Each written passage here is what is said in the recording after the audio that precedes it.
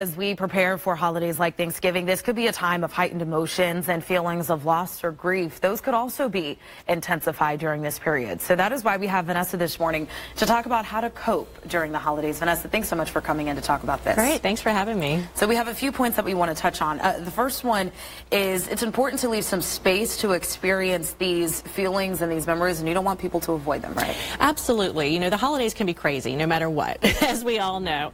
And if you're like our students at the School of Professional Advancement, you're juggling work, you're juggling family, maybe school, and so the holidays can bring an extra level of heightened emotions and feelings, and it's easy to sometimes think that, oh, I just need to plow through, you know, these feelings of grief or loss if you lost somebody recently.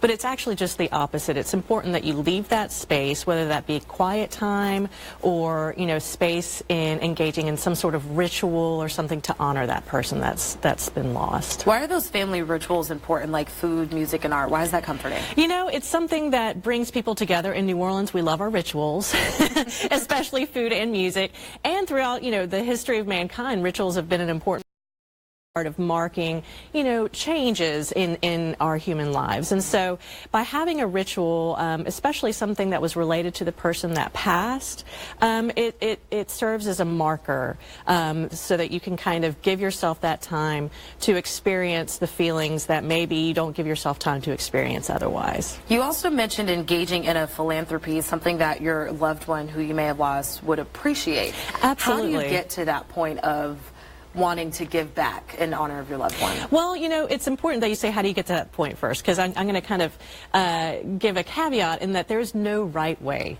to grieve. So it's whenever you get to that point, you get to that point, and you'll know it yourself. Nobody can push you to it. You have to just be self-aware about it. But sometimes, yeah, you know, looking outside of yourself sometimes can help ease the pain, and knowing that you're going to be part of the solution. A lot of people take part in things like the Alzheimer's Walk or Race for the Cure. Sometimes people, instead of asking for gifts for Christmas, or instead of giving gifts, they'll give a donation in honor of somebody.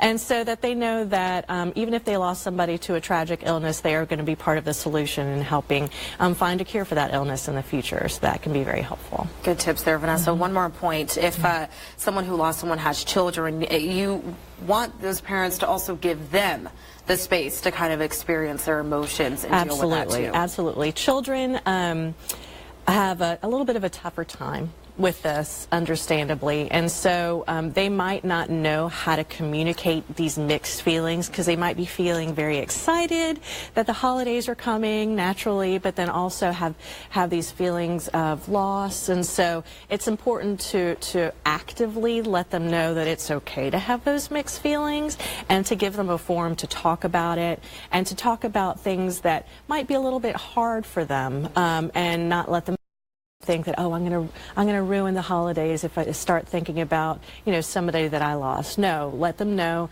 teach them how to honor that person, and have their spirit still be in the holidays, so that they can kind of really move on from the intensity of the deep grief. Such a good topic here. You never know who may be dealing with grief or loss during the holidays, so please keep that in mind as you continue to go throughout the rest of the year. Vanessa, thank you. Thank you so much for coming in this morning to talk about this. We'll post this